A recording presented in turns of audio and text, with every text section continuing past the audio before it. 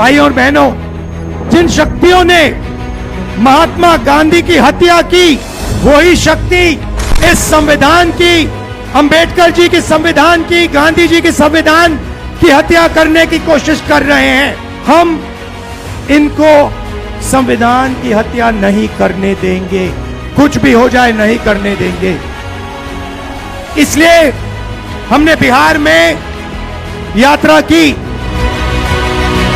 आने वाले समय में मैं आपको गारंटी करके दे रहा हूं, हाइड्रोजन बम के बाद नरेंद्र मोदी जी अपना चेहरा इस देश को नहीं दिखा पाएंगे। नमस्कार, मैं रवीश कुमार। यह कौन सा बम है जो फटने वाला है और कहां फटने वाला है? राहुल गांधी की यह चेतावनी क्या चुनाव आयोग सुन भी रहा है और क्या उससे फर्क भी पड़ता है?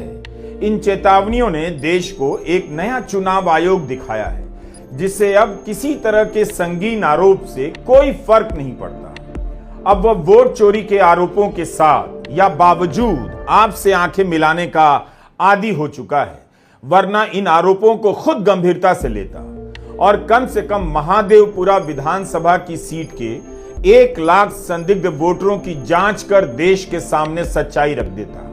अफसोस, पूरे बिहार में 15 दिनों तक यात्रा चलती रही।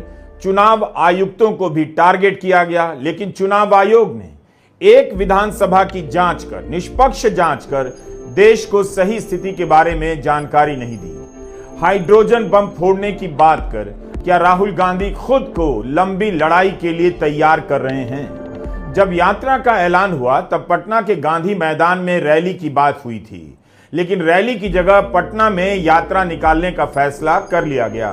तय हुआ कि पटना के गांधी मैदान से लोगों का हुजूम डॉक्टर अंबेडकर की मूर्ति तक जाएगा और वहां माल्यार्पण किया जाएगा। इस तरह पटना के एक बड़े हिस्से में यात्रा निकल सकेगी, जिस तरह से बाकी जिलों में 15 दिनों तक निकल रही थी। रैली की जगह मार्च का फैसला क्यों किया गया, यह अभी साफ नहीं, लेकिन विपक्ष इस रैली में आई भीड़ को लेकर उत्साहित नजर आया और उसे लेकर पटना भर से गुजरना चाहता होगा। लेकिन क्या इसकी जगह गांधी मैदान में ही सभा करना उचित नहीं होता?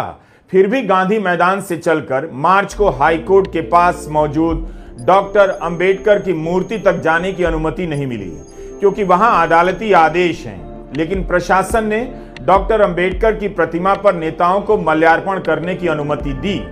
डॉक्टर अंबेडकर की इस मूर्ति का अनावरण लालू प्रसाद यादव ने किया था, तब वे बिहार के मुख्यमंत्री थे। इस पर भवन निर्माण आवास विभाग के मंत्री रामविलास मिश्र का नाम लिखा है। तारीख लिखी है 18 जून 1991। उसके बाद भाषण दिया गया डाक बंगला चौराहे पर। डाक बंगला चौराहे का भी बिहार की राजनीति में अपना एक महत्व है। रैली कोई भी हो, इस जगह से ना गुजरे और यहां पर नारेबाजी ना हो तो पूरी नहीं मानी जाती। राहुल गांधी ने वोट चोरी को कई तरह के अधिकारों की चोरी से जोड़ दिया है।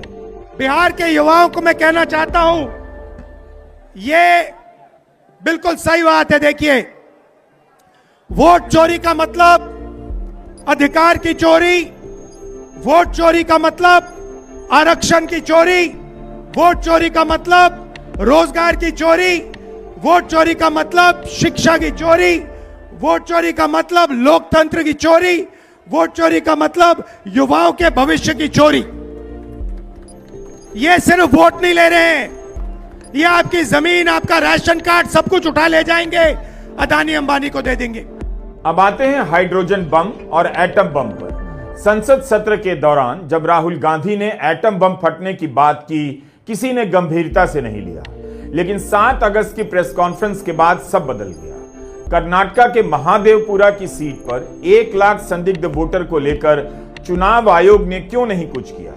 आपको याद होगा, जब यंत्र को लेकर सवाल उठे तो तत्कालीन मुख्य चुनाव आयुक्त एक किताब लेकर आए। इस किताब में 40 से अधिक अदालती आदेशों का संग्रह है, ऐसा बताया।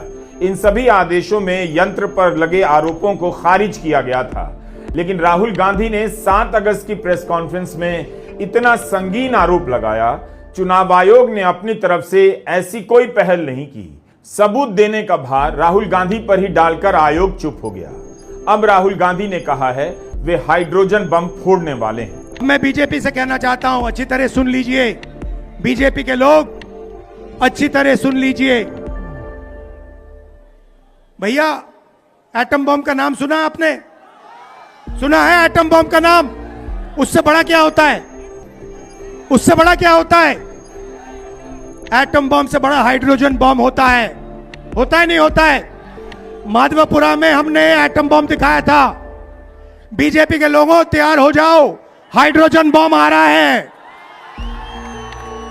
हाइड्रोजन बम आ रहा है, तैयार हो जाइए। आपकी जो सच्चाई है, वोट चोरी की सच्चाई है, वो पूरे देश को पता लगने जा रही है। राइट? बिहार की जनता, बिहार के युवा, बिहार के महिलाओं से मैं धन्यवाद करना चाहता हूं। ये क्रांतिकारी प्रदेश है। इसने पूरे देश को मैसेज दिया कि वोट चोरी नहीं होने देंगे। और ये जो आपने बिहार में किया है, हमारी जो मदद की, ये पूरे देश में फैल गई है, कोने कोने में फैल गई है।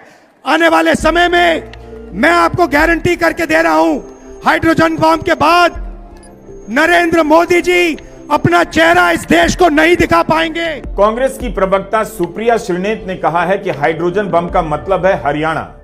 हरियाणा से ही वोट चोरी के शक की शुरुआत हुई। तो क्या राहुल गांधी बिहार के बाद अब हरियाणा में यात्रा करेंगे? गुजरात में भी कांग्रेस ने वोट चोरी के आरोप लगाए हैं। प्रदेश कांग्रेस के अध्यक्ष अमित चावड़ा ने आरोप लगाया है कि नवसारी लोकसभा सीट के अंतर्गत एक विधानसभा की मतदाता सूची में गड़बड़ी पाई गई है। यहां 6 लाख मतदाता हैं। इनमें से 2.5 लाख वोटर को एक सैंपल की तरह लिया गया और उनकी जांच की गई। कांग्रेस का आरोप है कि इस 2.5 लाख में से 30% वोटर की जानकारी डुप्लीकेट है या फर्जी है। मतदाता अस्तित्व में ही नहीं था। 30,000 मामलों में गड़बड़ी पकड़ी गई है। कांग्रेस का दावा है कि इस हिसाब से गुजरात राज्य में 62 लाख वोटों की चोरी सामने आ सकती है। यहां पे शिवसेना के नेता बैठे हैं। महाराष्ट्र में एनसीपी, कांग्रेस पार्टी और शिवसेना से चुनाव चोरी किया गया था।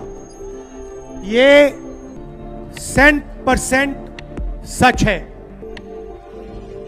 तकरीबन 1 करोड़ नए वोटर लोकसभा चुनाव के बाद वोटर लिस्ट में जोड़े जाते हैं, बढ़ाए जाते हैं। नए वोटर आके वोट करते हैं। हमारे गठबंधन का जो वोट था, जितना हमें लोकसभा में मिला उतना हमें विधानसभा में मिला। 1 वोट कम नहीं हुआ। और सारे के सारे नए वोट बीजेपी के अलायंस के खाते में गए। लोकसभा हम जीते, विधानसभा में हमारी पार्टियां तीनों के तीनों मजबूत पार्टियां साफ हो गई।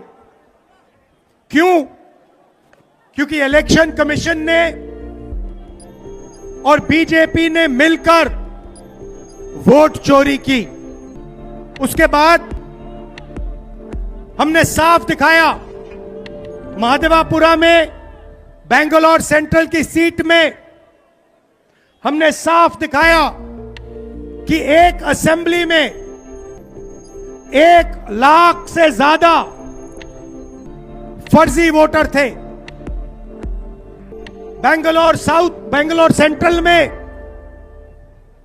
7 विधानसभाएं हैं, 6 में हम जीतते हैं, कांग्रेस पार्टी जीतती है।